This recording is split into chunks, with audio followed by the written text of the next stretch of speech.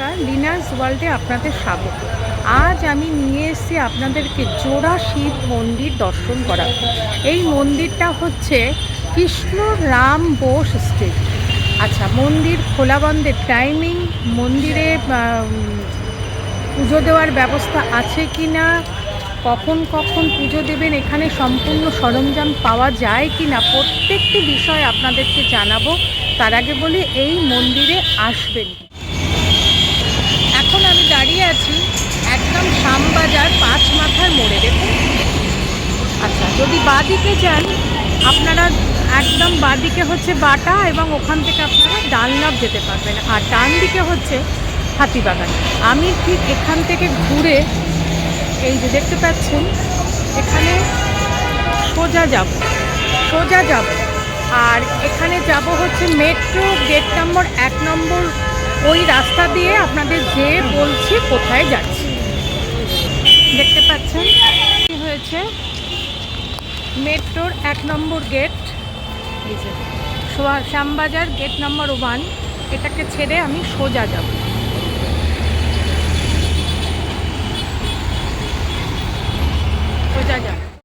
শ্যামবাজার ১ নম্বর গেটের, মেট্রোর ১ নম্বর গেটের পাশেই এই যে রাস্তাটা দেখছেন, এই রাস্তা দিয়ে ভেতরে ঢুকতে। আচ্ছা, প্রথমেই দেখতে পারবেন একটা অপূর্ব সুন্দর মা কালী মন্দির। দেখতে পাচ্ছেন অপূর্ব সুন্দর মায়ের মন্দির, আর খুব সুন্দর মন্দির।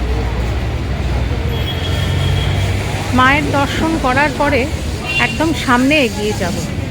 চলুন।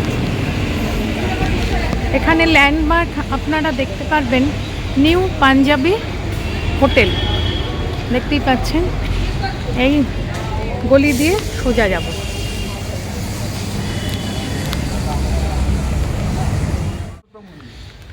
উনি স্থানীয় বাসিন্দা, উনি আমাকে দেখিয়ে দিচ্ছেন যে জোড়া শিব মন্দিরটা কত দূরে।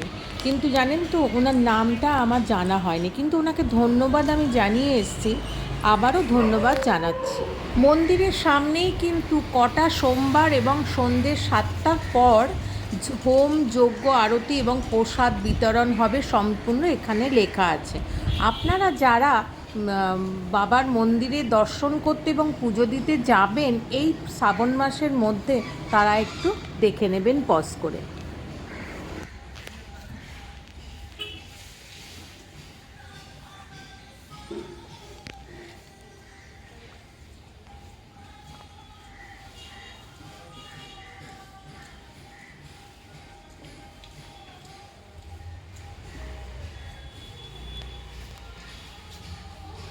ওই হয়েছে মেন রাস্তা, আর এই হয়েছে, দেখতেই পাচ্ছেন, জোড়া শিব মন্দির।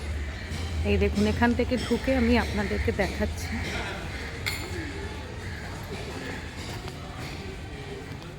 একদম জোড়া শিব মন্দিরের সামনে, এই দেখুন, এখান থেকে এই হয়েছে।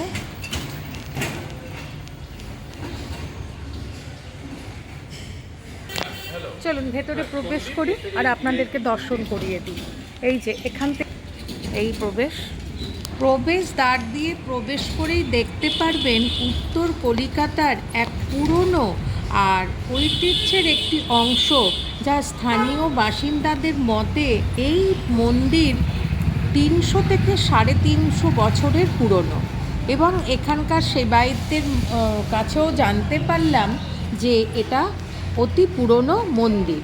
আর এই হয়েছে প্রথম গর্ভগৃহেই বিরাজ করছেন কালো কোষ্ঠী পাথরের অপূর্ব সুন্দর শিবলিঙ্গ, দেখতে পাচ্ছেন।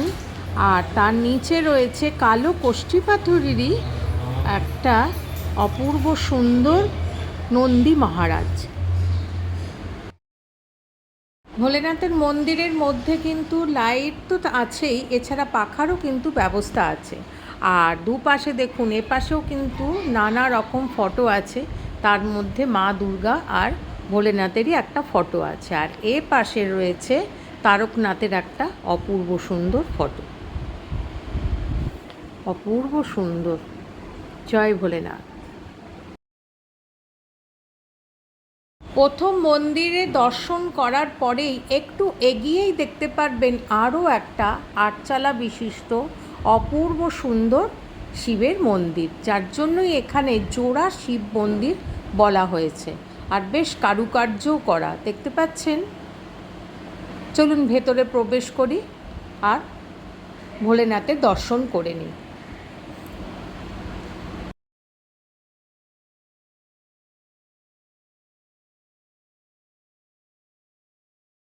গর্ভগৃহে বিরাজ করছেন কালো কোষ্ঠী পাথরের অপূর্ব সুন্দর শিবলিঙ্গ, আর তার নিচে রয়েছে কালো কোষ্ঠী পাথরেরই ছোট্ট একটা নন্দী মহারাজ।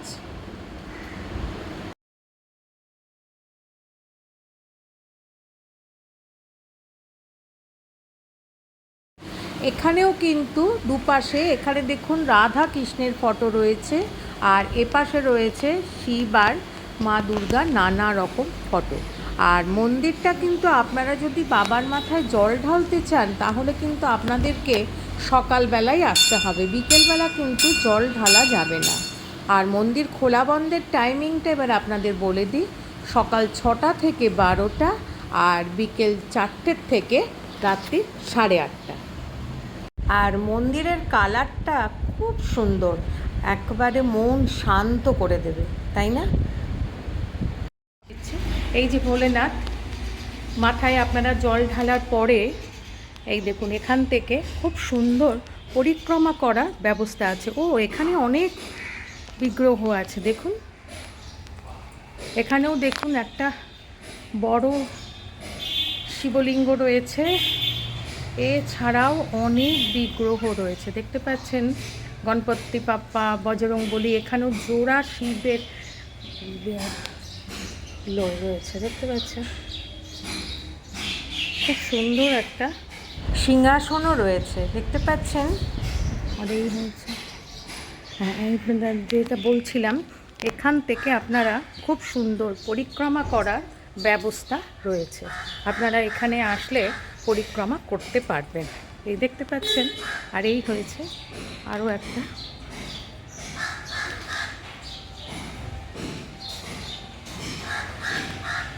এই যেইভাবে আপনারা পরিক্রমা করে সামনে যেতে পারবেন।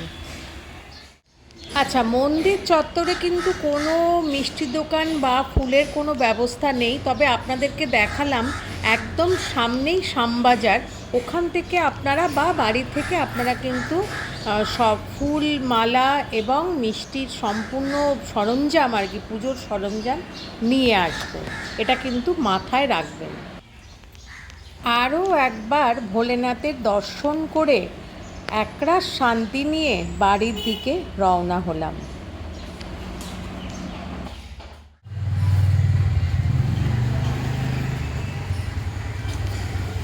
জোড়া শিব মন্দির আপনাদের কেমন লাগলো অতি অবশ্যই আমাকে জানাবেন, লাইক, শেয়ার আর সাবস্ক্রাইব করে। Thanks for your time.